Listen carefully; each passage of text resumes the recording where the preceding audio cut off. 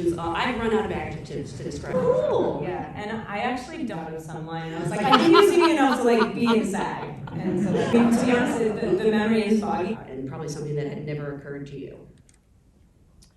I loved to read something. And I was like, oh, if you're gonna be an actor, like, do it. Like, just, you know, I think at that point I was like, ages. And so I was like, yeah, this sounds like a fucking great idea. Wait, hold on. What?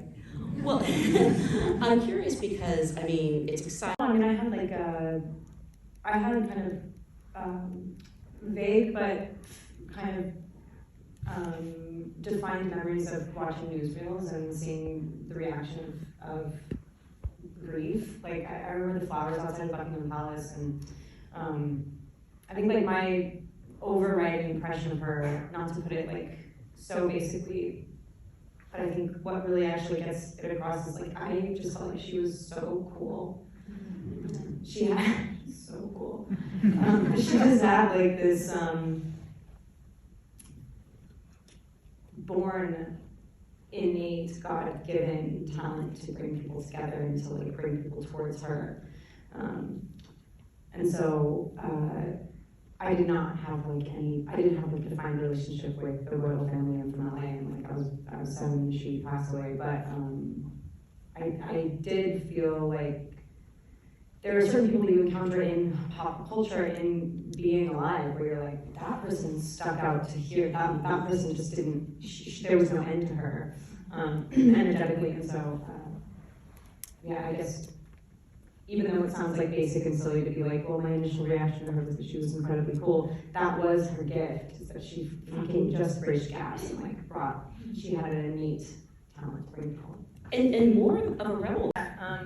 Dude, you don't need the mic that much. I don't like talking like this. It feels like I'm whispering, it's fucking weird. Well, I'm told I have a loud voice, and they told me I needed the mic, so. Yeah, so the whole movie was shot on like an extremely wide angle lens, even though it's super tight, and so we had like crazy proximity the whole time. But when we shot the movie, these lights, like, I feel like I can't see you guys, but when we shot the movie, it was like me and Claire, who shot it, and Pablo, who directed it, were this fully functioning, three-headed, kind of freakish animal that was just trying to run, and just tripping each other, and then catching each other, and then like trying to race each other. Sometimes, like, she had a perspective that didn't miss a thing. Like, I had no idea. I mean, I wasn't much for a plan on this movie, and so there were times where I would just turn around and run in the opposite direction, and she would just be in front of me, and I was like, how the fuck do you do that? That's a miraculous ability. Yeah, it just works. There are certain movies that you do where you like look up and realize, like, this is perfect. Like, we are running together, and I feel like I can't keep up with myself. Like, it's, she's incredible. She's a fucking dancer, artist, like, acrobat, extraordinaire. She's amazing. She also shot Portrait of a Lady on Fire, if you haven't seen that. Yeah, everyone's like, oh, we get it. The script was really precisely written. Those were the only scenes that we played with and improvised predominantly. Yeah. And they like led the way completely. I'm not like, whatever, I'm not a mom yet. I think the thing that she feels the most strongest in whenever I absorb her in pictures and interviews and research is that, like, when she is a mother, she is a feral and unruly animal in a way that you're like, you just don't step to that. And in every other aspect of her life, she is constantly searching and feels like a sort of disparate person. Even though there are elements that feel strong, you just want them to marry each other. You want them to find each other and become a whole thing. And it's kind of one of the most interesting things about watching her. But with her kids, it is just the most undeniably whole thing. And I have, no explanation as to why that felt like it worked. They were really present and cool and nice and good and lovely, and we like play around. I like them. They're great. This may sound strange, but did they know who you were? Were they like intimidated at all? I mean, I don't think they've seen On the Road, but you know, maybe Snow White and the Huntsman or something.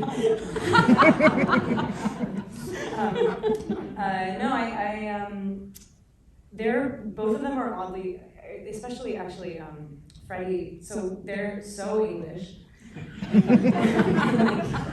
Had very steep, kind of like developed relationships with the royal family as an entity, and knew kind of at times more than I did. They was like, well, did you know though, that actually, like, what happened was, and I was like, okay.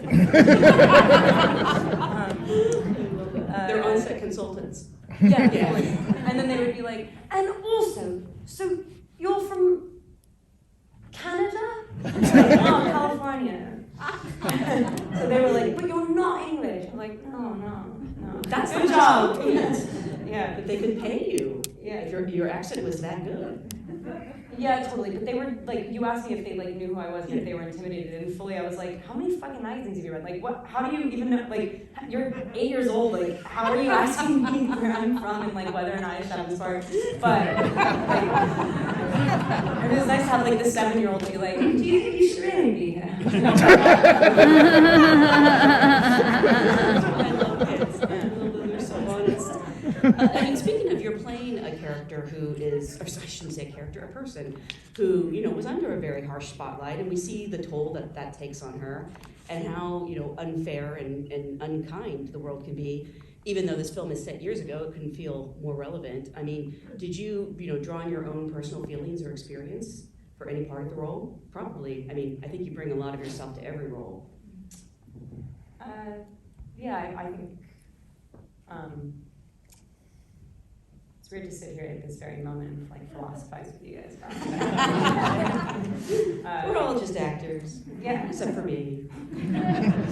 You're the one person here that's not an actor. Yeah, I think my thing is definitely that like the most beautiful experiences that I've had always seem far from you until you can harness them and kind of figure out why you were drawn to it as an outsider, and then go, oh look, we're all the same.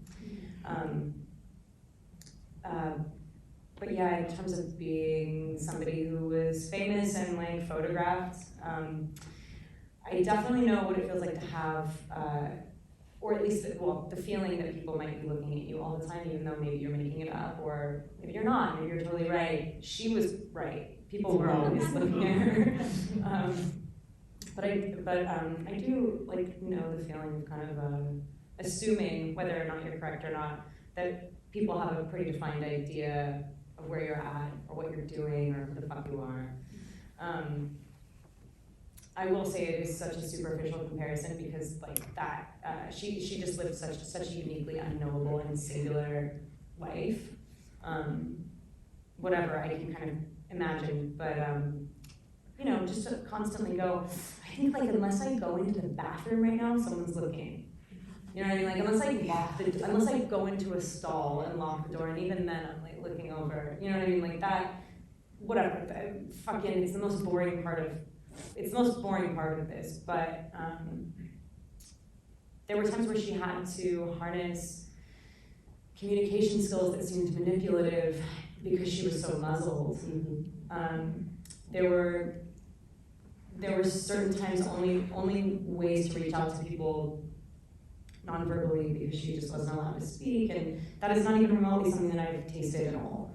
But I do know kind of going like, how do I get myself across without having to say it? Let's take me out of this completely because it sounds so ridiculous. Like really, like it's so stupid. But I can understand kind of feeling stuck between like a rock and a hard, like fucking I'm fine, Jesus Christ. Like I just feel like that thing going like, how do I actually have an honest conversation with the masses? It's not quite possible. And luckily for her, like as I've said, like her ability to bridge gaps and close distance between fellow humans was something that I haven't seen from, I never met her, I would kill to, but even from very talented actors and charismatic people, directors, like whatever, people that are public figures for a reason, consciously and with choice, they don't even have the draw that she has. I mean, she just, without even trying for 1 second, she just like, everyone just leans in and just wants to, yeah. So I don't think, well, I kind of like strayed a little bit from the initial question. No, I think also something else is that Diana didn't have any kind of internal support system. Yeah. Which was, which I hope you can't relate to at all. I don't think you can. And that is what part of what's so heartbreaking about her story. Yeah, there's like a certain level of loneliness that's like untouchable. That sucks. Yeah. I think we have time for No, so I technically no. If we were to talk about how we're going to proceed with the scene, or if I was going to talk to the fucking sound guy, I would not stay in the accent. It was too muscular. It was exhausting. But I did have this. Okay, so going back, you phonetically break down an accent. You put it in your physicality. You put it in your actual body. You then find reasons for why a certain dialect regionally sounds the way that it sounds. You do whatever sort of like research in order to lodge it into your brain. It doesn't actually do anything for you. It's just like, oh, that's interesting. I will not forget that detail now. But it doesn't really matter. It doesn't actually like affect you emotionally. I think for me, it was just about like watching absolutely everything I could get my hands on, looking at every picture. Working with an expert, like the most beautiful acting coach, like dialect coach aside, he was truly like a third set of eyes for us. And somebody who was from the UK and was a little bit older than me, and so kind of had a more steeped relationship than I. And was a technical fucking mastermind. But other than that, it was like the feeling that I got. And this could have been in my imagination and totally just in my head. And projected spooky spiritual bullshit. But I just had this feeling when I went on set, like she had this like team leader power thing, like where she would be like, yeah, I'm wearing this dress, but like, let's do a foot race. And everyone would just start running and feel confident and happy and like ready to dance.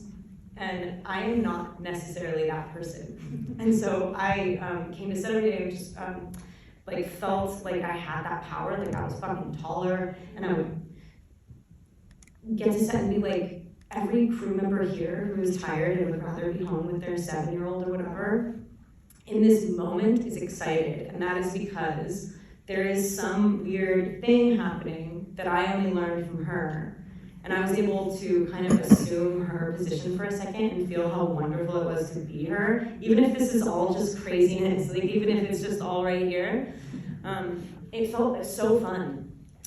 So like all of my research and my accent work and whatever, and like kind of learning how to act like her, led me to just sort of fantasizing about what it must have been like to have her charisma and power, and I was like, oh, that feels good. And it made other people feel good. Like I just went first foot, like love all the way. And it was like, it just came back to me. It's a thorough answer. Thank you. Yeah. I mean,